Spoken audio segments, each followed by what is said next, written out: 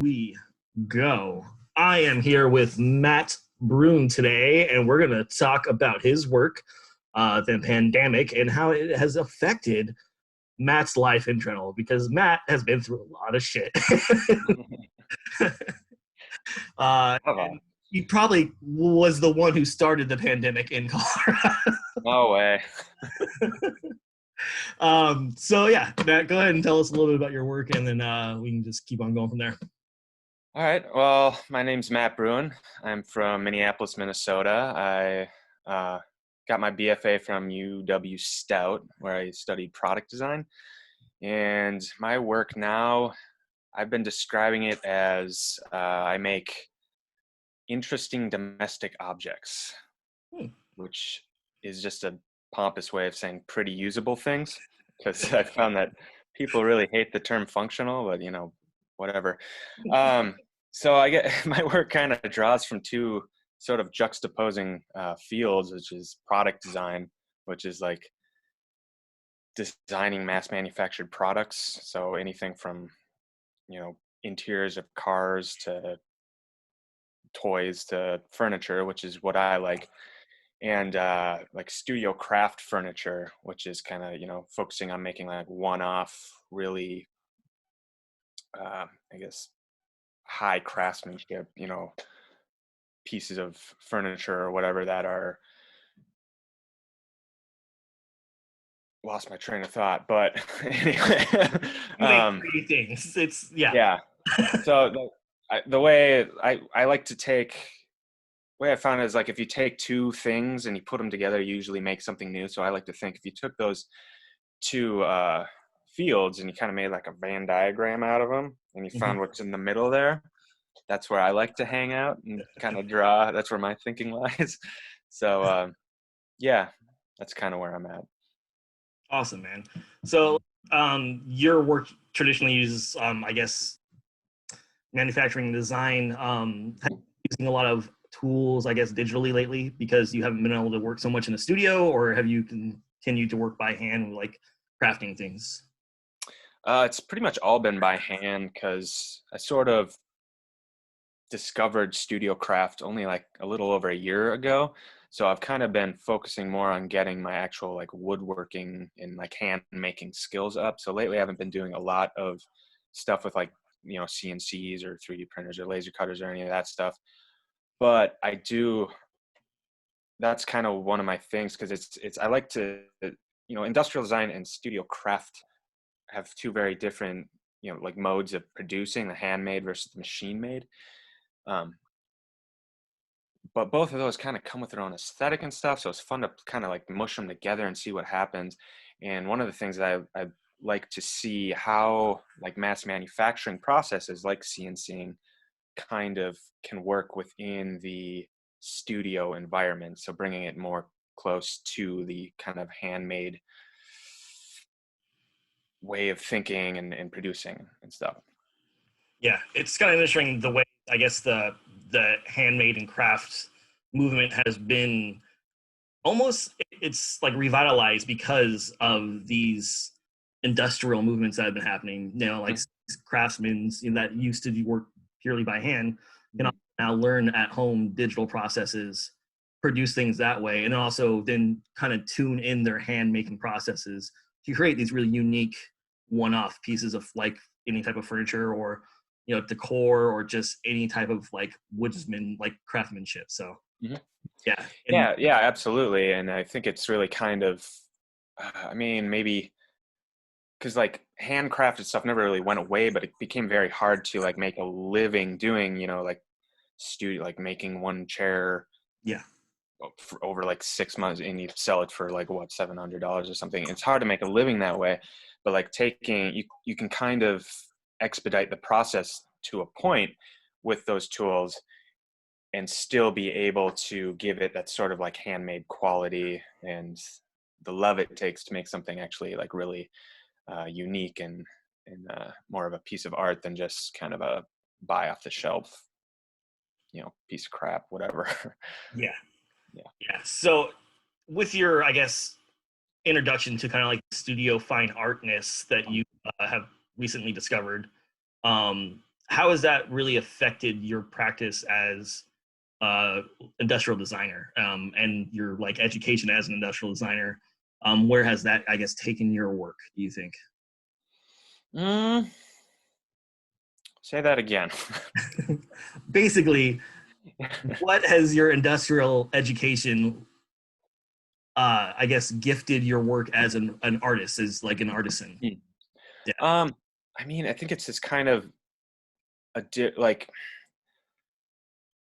heavily designed objects and heavily made objects are kind of, it's usually either or, you know, since I took 5 years and studied only design, I have that an entire education on part of like a making process that usually only is like a second thought. It's like, oh, it scribbled, you know, this little form on a page, and that's what I'm going to make. And that's as far as the design process goes for a lot of designer craftsmen. But I have like a 5 year education in that process, which can go on, like that part of making can be, you know, like a huge part of the overall process of making something. Yeah.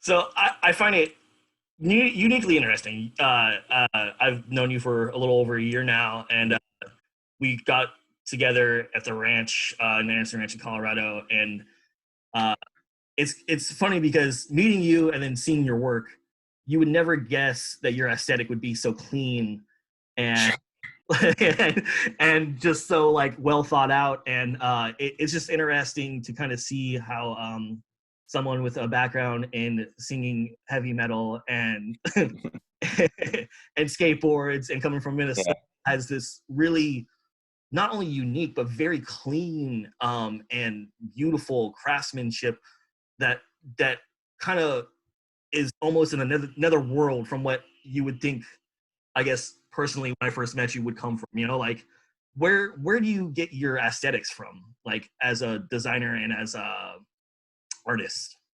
That's a damn good question. I think a lot of it comes from my background in industrial design. It's a lot of very, you know, if you look at like, I hate this, but mid-century modern furniture, you know, Yes. it's a lot of like really simple but elegant forms. And a lot of the time it's like multiple simple, elegant forms put together to create something very unique and beautiful.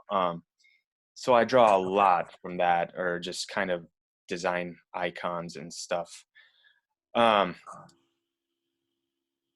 yeah, I don't know. There's something about, because I I definitely like things that are like rough and like wild and shit.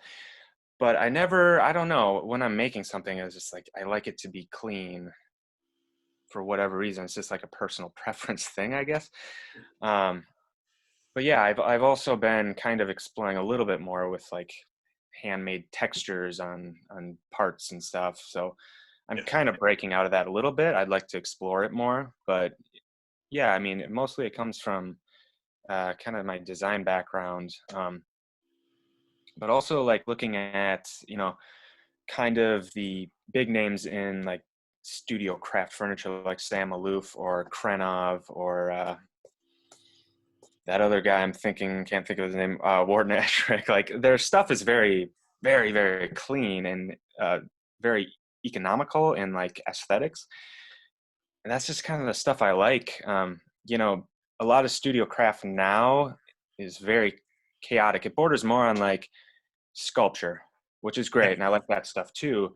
But a lot of times, it's, I don't know. I do like my stuff to be useful at the end of the day, and you know, I don't know. It's like a lot of things, I guess. I'm not a huge fan of like ornamentation and stuff, so that's another part of it.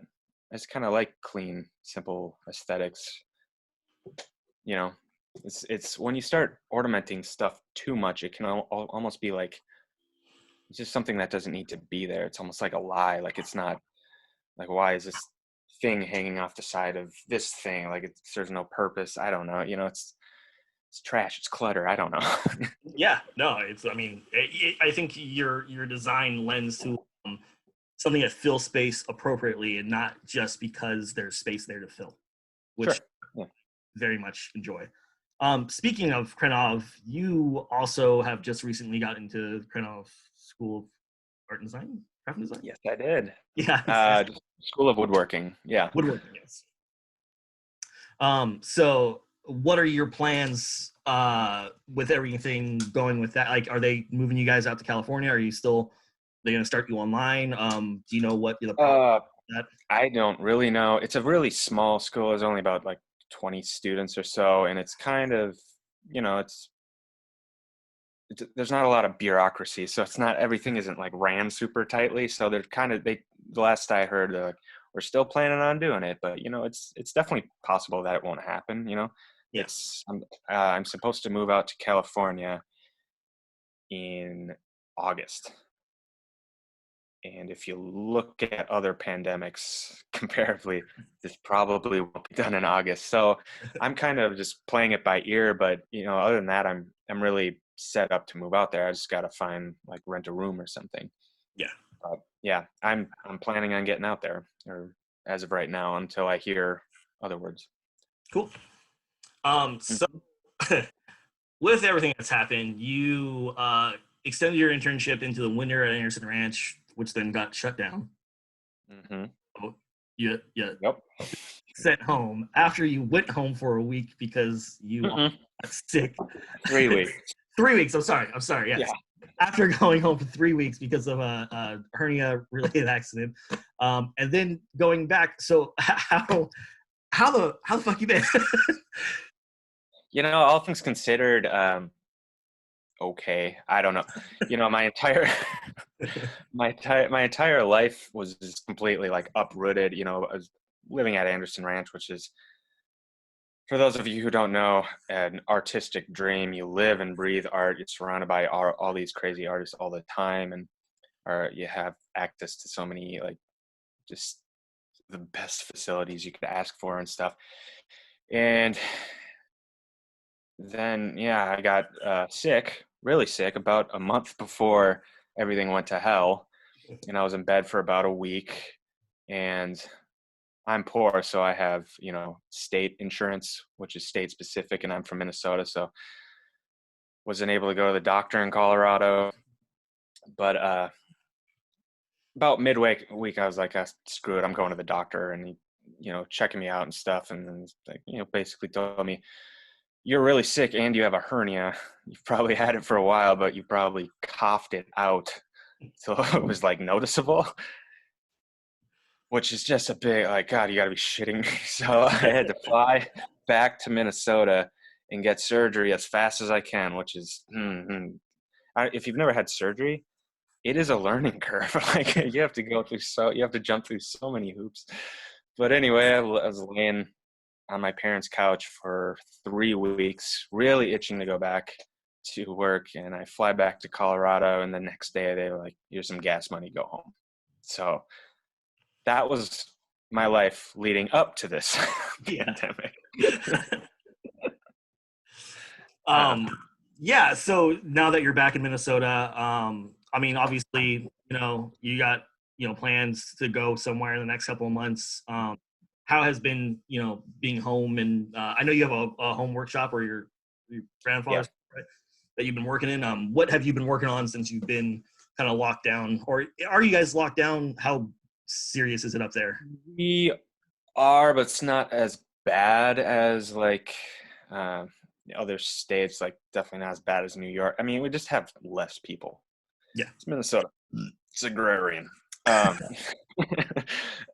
um, but there's like a stay home ordinance, but you know, I've still been able to do stuff like I've been skateboarding in like parking lots at schools and stuff where because there's nobody there, or Yeah. fishing because there's so many friggin' lakes in the state that you can go and not have to be by anyone.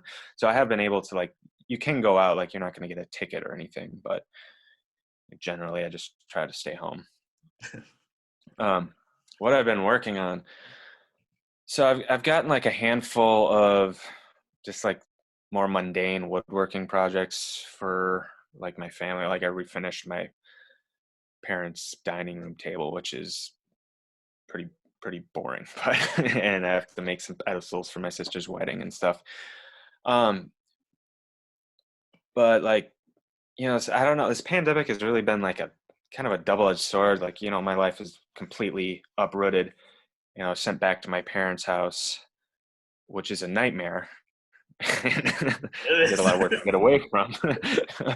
But it's given me a lot of time to actually like work on my own work, finishing up old projects, working on new ones. And like, I mean, just having the time to be able to like leisurely go into your studio and experiment and just play around. Like, I don't feel pressured like I did when I have like a full-time job to use my free time, like I have to go in and I have to produce something or else this time is wasted. I can go in and piss away an entire day just messing around in my shop and not feel like I've wasted any time or anything. So that's been like really nice. Do you think that like that type of mentality, and then because of everything that's happened, that's maybe something that you will bring to your practice when everything opens back up, if you can? Like, is that like having time to leisurely work in your studio without having pressure, which has kind of helped you expand your practice? Do you think that's something that you'll kind of keep with you as you go along? Or Absolutely. I think one of the best things I've taken away from this is just kind of reevaluating how I do use my free time when I'm, not when I don't only have free time, you know, um, which has been really, I kind of invaluable is kind of, I don't know, because a lot of the time when I have like a job or something and I feel like I have to like, I feel pressure to work in my free time, I don't really enjoy it. Um, and it just becomes kind of a chore. And then a lot of times that kind of makes me nervous and I just don't end up going and working. I just kind of like watch TV or take a nap or go do nothing with friends. And I don't know. It's just kind of like not putting free time up on a pedestal for once has made me kind of really appreciate it more in a way. Yeah. fair enough. Yeah, yeah. I mean, that is definitely a good way to put it. Is that now that you have it, you can use it the way you want it, not the way in which you have, I guess, like Feel scheduled it. like I have to use it. Yeah. Yeah, like if you Yeah. like when you have free time, especially when you're working full time and you're got a studio practice going on, and you're trying to make a living doing both. Um, Hmm. it's almost like there's a pressure on top of you to kind of not only make something, but make something that has to be successful because you're supposed Right. Yeah.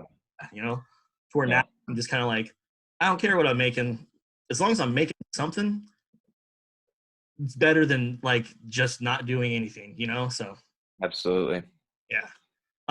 So like what tools I guess have you used to kind of help you get you through this time? Like I know a lot of people are listening to podcasts, some people are reading up on literature or old books that they have had and never gotten to. What are you doing with your time to make yourself, I guess, more productive creatively? Creatively, so many podcasts, and a lot of books. Yeah. I've read like 4 books in the last 2 months and shit. Usually takes me like half a year to read a book. That's been amazing. But it's also like giving me, enough time where I can like learn more about music and stuff. Just it's giving me time to kind of do like just give more time to other things I'm interested in other than just like furniture making and woodworking. Um, but yeah, definitely I've gotten to read a lot of like Krenov's books and books on furniture making and stuff. And yeah, listen to a lot of podcasts while I'm working. Is any of that stuff kind of like crossed over into your work to where like the things you're listening to or you're reading have like I guess influenced what you've been doing in the studio? So this free time has actually consorted together to make this weird abject thing in which you're making, or Not a lot, but it should. Um, I should think about that. It'd be cool to like do something with music and making. I don't know how, but it's two ideas to put together.